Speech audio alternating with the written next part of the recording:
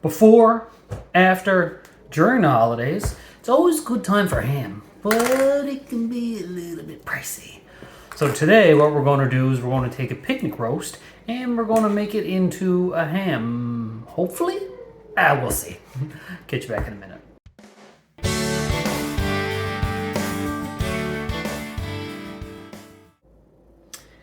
Hey there, YouTube. Cooking Newfoundlander back at you again. So what we're going to do is we're going to take this pork shoulder, or what they call a picnic roast, and most people make pulled pork out of this, but we're actually going to try to turn it in to a ham. Now you might ask the reason why you want to do that. Well, ham can be kind of pricey, so I got this on sale for about $3 Canadian a pound. That's a pretty good price. And you can't find ham for that cost. So what we're going to do is we're going to take an injection that I made, and you can double up this recipe if you like, depending on the size of your ham. This is 500 milliliters or half a liter or 2 cups of water mixed with a half of white onion, 5, count them, 5 peppercorns, and 2 tablespoons of salt. Now I use kosher salt.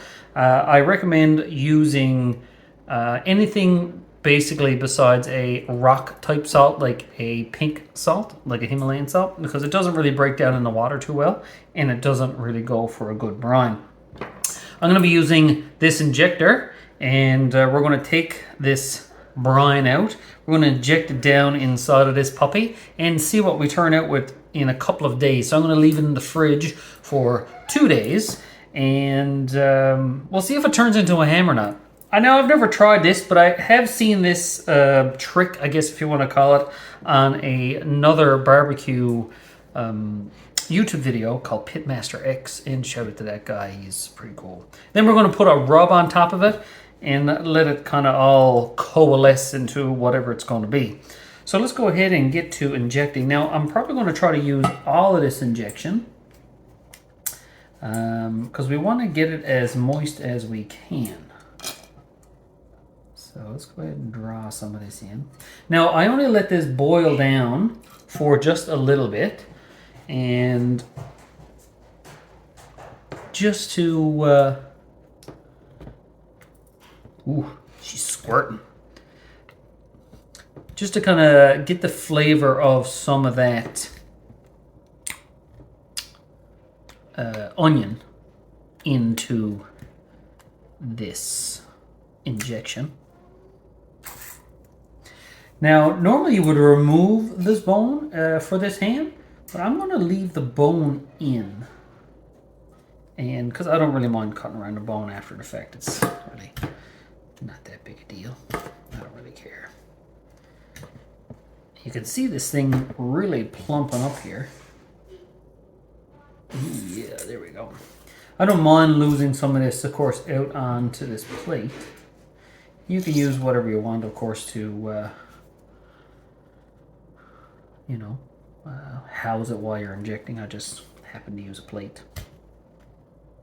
And you want to try to go probably every inch and a half, and get as much of this injection you can into this in order to brine it as much as possible. Now the brining process, what it's going to do is, of course, it's going to leave that ham flavor, and then we're going to smoke it and get a smoked ham, of course, because I love that smoked ham, you know what I'm saying? Love it.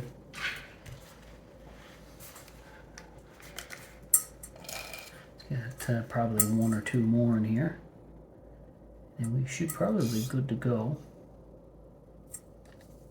Let's get it some over on this side. I seem to have neglected it a little bit. And you can see some of this is coming out obviously onto our plate here, but it doesn't really matter too much. As long as the majority of it is getting inside this ham to cure it and brine it from the inside. Now sometimes, of course, when hams are made into stores, or at these big factories, or butcher shops, or whatever the case may be, they're smoke for a very long period of time and they're brined properly. And you can see this thing is puffed up almost to twice the size of what it was. So we actually got a fair amount of that injection inside. So what we're going to do now is we're going to go ahead and make our spice to cover it. I'm going to pat it dry a little bit and probably give it a good mustard smear in order to get that to stick on. So we'll see you back in a minute. Okay, now we're going to make our rub. So it's a very simple rub, and then we're going to put it on with a smear with this yellow mustard. So what we're going to do is we're going to take some Lawry's seasoning salt. Now, of course, all the list of the ingredients and the measurements will be in the description below. We're going to use a half a teaspoon of Lawry's. Like that. Oh, drop that on the floor. Just get that. And put that. Now I bought some smoked paprika from a local bulk barn. I'm going to go ahead and put in 1 teaspoon smoked paprika.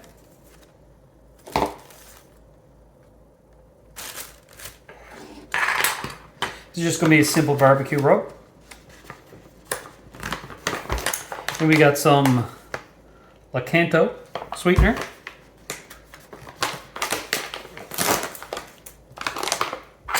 And we're going to put in 2 tablespoons of that. You know, ham's always got that sweet crust. And then our kosher salt. Now, I'm not going to heavily salt this because we do have the brine on the inside. So I'm just going to put in 2 teaspoons of kosher salt. Now, whatever spice you kind of like, you can go right ahead and apply. This is just a pretty basic barbecue rub that I like to use. Now, if you don't want the lakanto sweetener, of course, you can also use regular sugar or brown sugar, which is pretty traditional. Now, we're only actually just going to smear the top of this. Let's get our yellow mustard. Slather that on there. Give it a good rub in. And we're just going to cover the top side. That will be more than enough. And we're just going to shake this on here. Now the whole idea, of course, is that this is going to cure and create a good crust here on the top. Give it a nice little level of flavor that we want from this quote-unquote ham. And normally you would use, of course, salt and sugar to do that.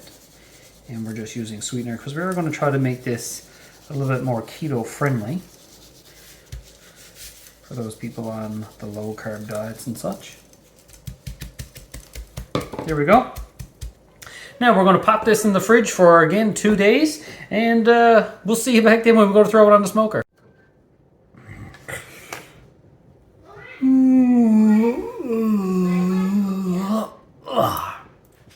Woo!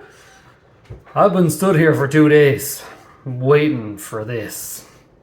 Not really. So we're going to check out this pork and throw it on the... So this is what it looks like after a couple of days. You can see that the rub that I put on the top has dried up and is now going to form a crust over the top of this pork picnic roast. I'm going to be using my new Meter Plus that I got for the holidays or Christmas or whatever that my lovely wife gave to me. This is an upgrade from the original meter that I did have. I just needed a little bit of extended range. I'll put the description down in the comments below and also a link if you want to go check it out for yourself. So today I'm going to be cooking this on the pit boss because it's about 100 km/h winds outside and I can tuck that away underneath the deck. And we're going to cook it. I'd like to cook it at 275, but unfortunately the pit boss jumps from 250 to 300. So I think I'd rather go lower than higher. And I'm going to be cooking at 250. And we're going to be shooting for an internal temp of 150 degrees Fahrenheit. See you on the grill. All right, so we got it here in the center of the pit. I'm going to try that out. I got the meter probe put in. Internal temp currently right now sitting at 65 degrees. Again, like I said, we're shooting for a temperature of 150. Pit boss set at 250. Actual temp seen at 230. We're going to compare that actually to the meter probe and see how that goes. And see actually if the temp that's set at is accurate to the lid temp. It's currently set at 0 because obviously I had it open. Alright guys, we'll come back and check this in probably about an hour and see how it goes. So while we're waiting for the cook to finish up, I went ahead and made a glaze to put over the top when it's finished. And I'm just going to go over some of the ingredients with you. So we have the lakanto brown sugar replacement sweetener, 2 tablespoons. We have the sinfit maple syrup replacement, and now you can also use molasses for this if you want, but I just went ahead and used this instead. I put in 1/3 cup. 1 tablespoon of your favorite apple cider vinegar. 1/4 tablespoon of ground mustard. Now this may seem like a double standard, or not a double standard, but doubling up on an ingredient, but I also put in some yellow mustard as well. I didn't have any Dijon, so I just went ahead with yellow mustard. If you have Dijon, do yellow mustard instead, and that's at 1 tablespoon. Of course, I'm going to have this recipe down in the comments below. We went ahead with 1/4 tablespoon of ground cinnamon. And it's also 1/4 tablespoon of cloves. Now you can use fresh ingredients. You can use a cinnamon stick and fresh cloves if you want. I just didn't have any. I just went with ground. I put it over the stove and just heat it up a little bit and just kind of let it simmer down, boil off some of those excess liquids. And then we're going to glaze over the top of this ham. Again, I've never tried this recipe, so we're going to see how it turns out. Catch you back in a minute. All right, we're back. We'll let this rest for about 10 minutes. You could let it rest longer if you like. I checked the internal temp and we should be good. This is the glaze that we made over the pot, so I'm just going to go ahead and drizzle some of this over.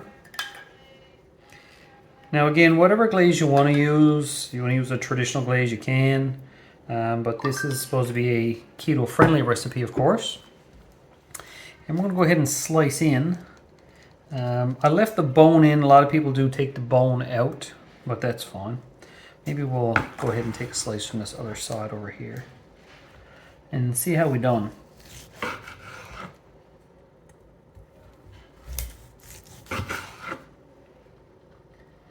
It doesn't quite look like a traditional ham. Normally you get, you know, that reddish kind of coloring on the inside for ham. But it certainly smells delicious. And this is, of course, the first time I've tried this cook. And a relatively cheap cut of meat. All right, here we go.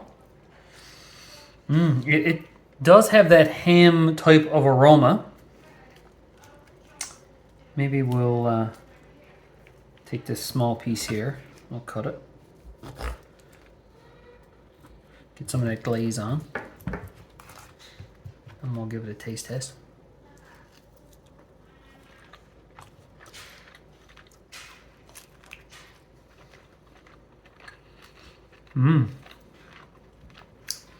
Got the ham texture.